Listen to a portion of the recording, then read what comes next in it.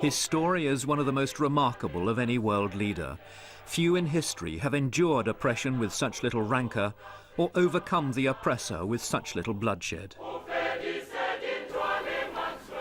I, Nelson rolilahla Mandela, do hereby swear to be faithful to the Republic of South Africa.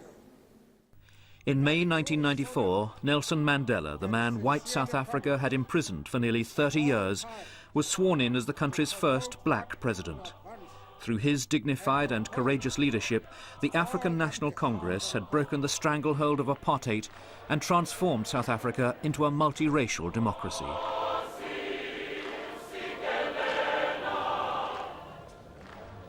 Nelson Mandela was born in 1918 in South Africa's Eastern Cape.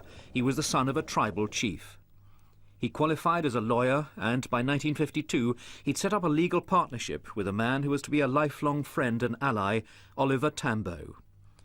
Together they campaigned against apartheid, the exercise in social engineering under which South Africa's white minority, in charge of the country's military as well as economic forces, brutally crushed the human rights and aspirations of the black majority. In 1956, Mandela was among 156 political activists to be charged with high treason. The trial lasted more than 4 years before charges were dropped.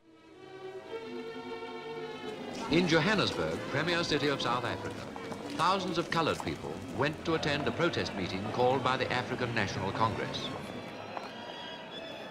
By now, black resistance to apartheid was growing. Past laws which restricted where black people could live and work became the focus of resentment.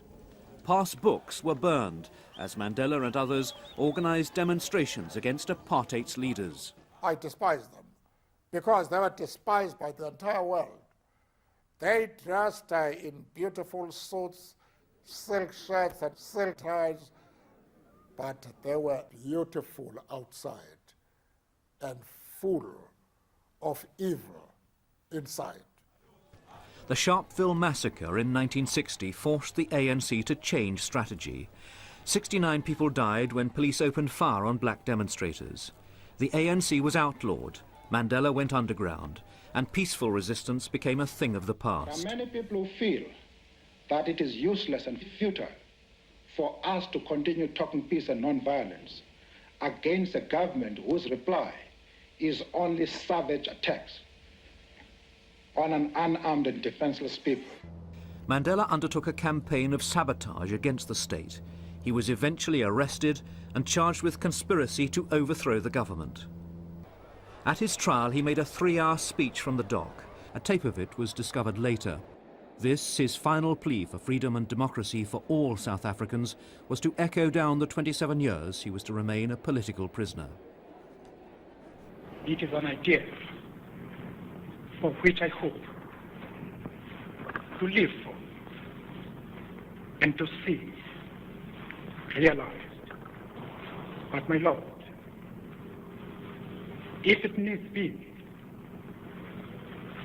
it is an ideal for which I am prepared to die. Sentenced to life imprisonment, he was sent to Robben Island, a top security prison in Cape Town's Table Bay. Photographs of Mandela were banned from publication.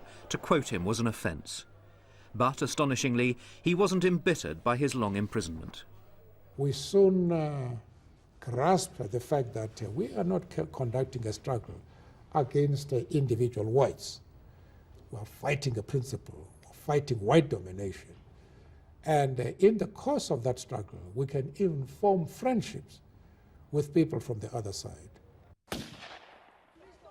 Outside, time was running out for apartheid. With the ANC leadership in jail, even the children of Soweto were now helping to sustain the revolution.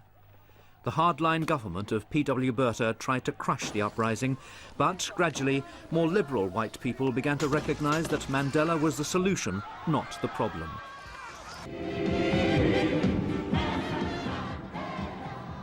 An international campaign was begun for the release of Nelson Mandela as, around the world, governments imposed sanctions on South Africa.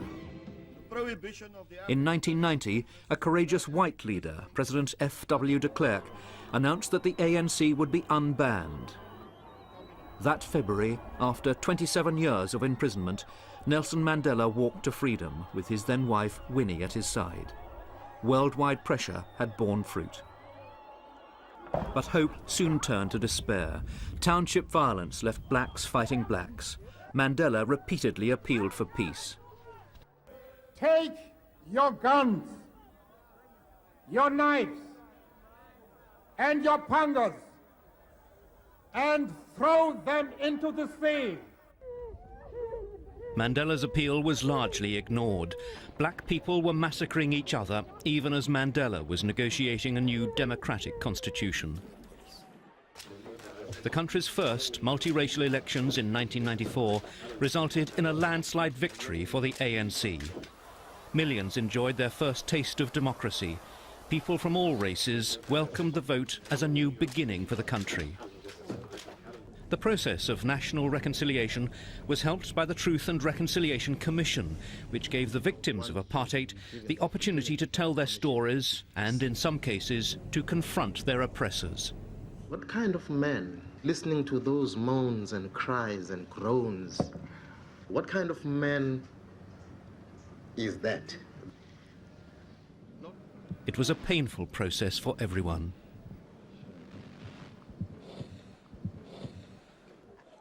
Yet for all his political skills, Mandela found it difficult to tackle many of South Africa's endemic social problems. Chief among them were the acute shortage of affordable housing, the widespread poverty, and the scourge of AIDS.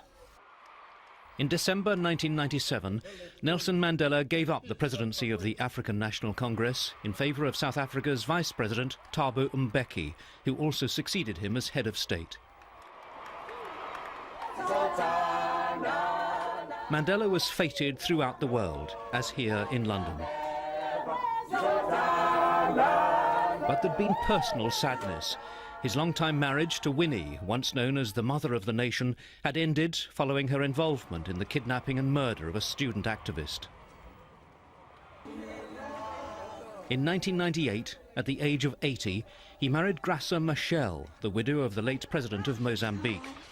It was a marriage which brought him personal happiness and helped him to enjoy the family life which had been denied to him by his long commitment to the struggle against apartheid.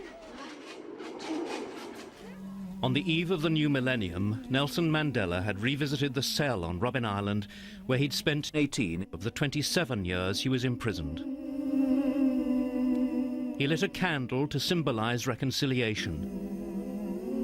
It was passed to an African child to represent that continent's hope for the future. A hope inspired by the life and ideals of one of the truly great leaders of our time, Nelson Mandela.